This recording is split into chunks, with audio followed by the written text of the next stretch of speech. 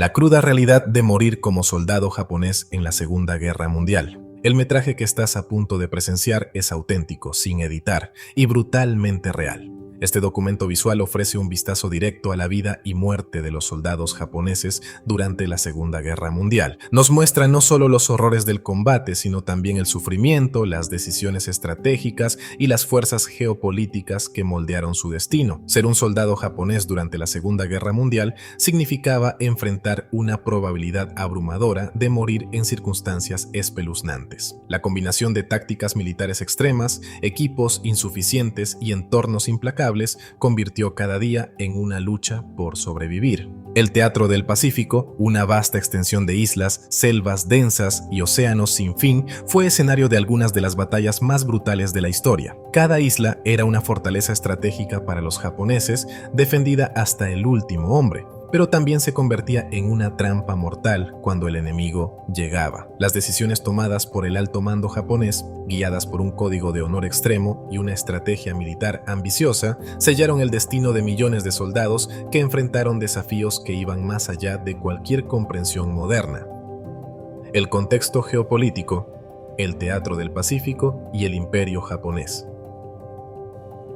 En los años previos a la Segunda Guerra Mundial, Japón había emergido como una potencia industrial y militar decidida a establecer su hegemonía en el este de Asia y el Pacífico. La invasión de China en 1937 y el ataque a Pearl Harbor en 1941 marcaron los inicios de una estrategia expansiva diseñada para controlar recursos esenciales y asegurar un perímetro defensivo en el Océano Pacífico. Sin embargo, esta ambición chocó con la determinación de los Estados Unidos y sus aliados de contener y derrotar al Imperio japonés. La campaña del Pacífico, caracterizada por la estrategia de salto de islas, buscaba aislar las posiciones japonesas clave, cortar sus líneas de suministro y reducir sus fuerzas a la inanición y el agotamiento. Luzón, Saipán, Iwo Jima y Okinawa, entre otras, se convirtieron en puntos de inflexión en esta campaña. Cada una de estas batallas fue un ejemplo de la brutalidad de la guerra moderna. Los soldados japoneses, atrapados en islas fortificadas, enfrentaron un enemigo con recursos superiores, tecnología avanzada y una determinación implacable. Mientras tanto, las islas, aunque estratégicamente importantes, se convertían en trampas mortales, donde la muerte llegaba en formas horribles. Bombardeos navales, el inicio de la destrucción. Antes de cada invasión, los defensores japoneses soportaban horas, a veces días, de bombardeos navales masivos. En lugares como Saipán e Iwo Jima, los acorazados y cruceros estadounidenses, como el USS Missouri, lanzaban miles de proyectiles que sacudían la tierra y reducían las fortificaciones a escombros. Las posiciones defensivas, cuidadosamente excavadas en la roca volcánica o en el coral, eran destruidas sistemáticamente. Para los soldados japoneses no había refugio seguro. Los búnkeres colapsaban bajo el peso de las explosiones, enterrando a hombres vivos en túneles oscuros y sofocantes. Aquellos que sobrevivían a los bombardeos emergían a un paisaje lunar, rodeados de cadáveres y escombros, sabiendo que la invasión terrestre estaba por comenzar. ¿Cargas Banzai? La desesperación hecha estrategia. Uno de los aspectos más emblemáticos y trágicos de la estrategia militar japonesa fue la carga Banzai. Estas tácticas, derivadas del código de honor Bushido, ordenaban a los soldados realizar ataques suicidas masivos contra las posiciones enemigas. En Saipán, más de 3.000 soldados japoneses, junto con civiles, cargaron desesperadamente contra los marines estadounidenses, armados con rifles Arisaka, bayonetas y granadas. El impacto de estas cargas era aterrador, pero a menudo inútil. Las líneas aliadas, protegidas por ametralladoras, lanzallamas y artillería, repelían los ataques con facilidad. Los campos de batalla quedaban cubiertos de cadáveres, un recordatorio del sacrificio extremo que el mando japonés exigía de sus hombres. El hambre y las enfermedades. La lenta agonía.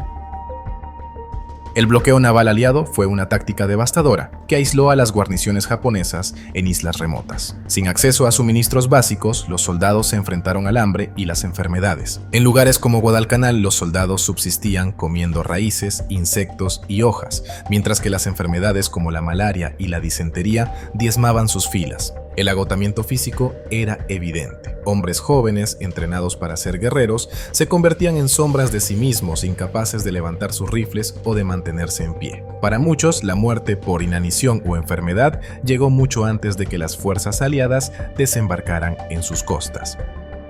Misiones kamikaze, el último acto de sacrificio.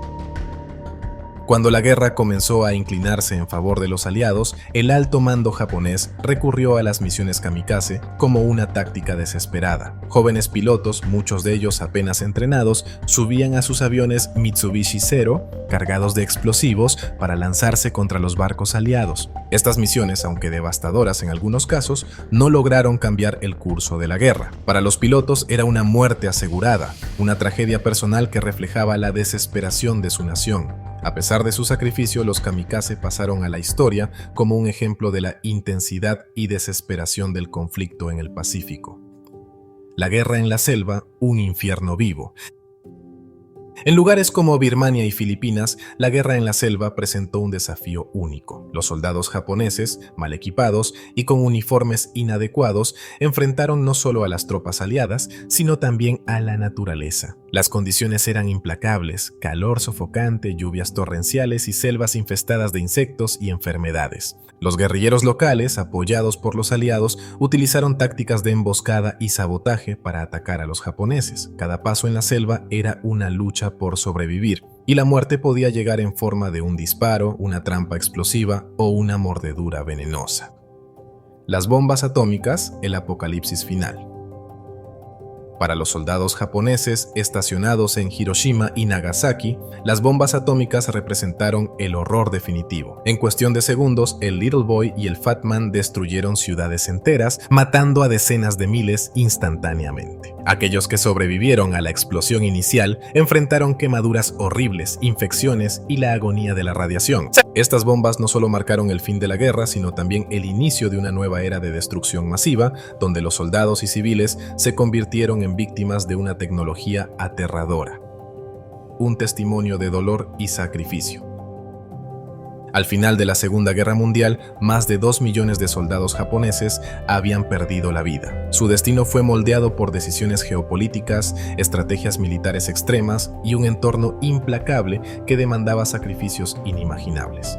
Este metraje, sin editar, es un recordatorio poderoso de la historia. Estas imágenes capturan no solo los horrores de la guerra, sino también el increíble sacrificio de los hombres que lucharon en el teatro del Pacífico. No es una dramatización, es una lección cruda e innegable de lo que significó luchar y morir en uno de los conflictos más brutales de la humanidad.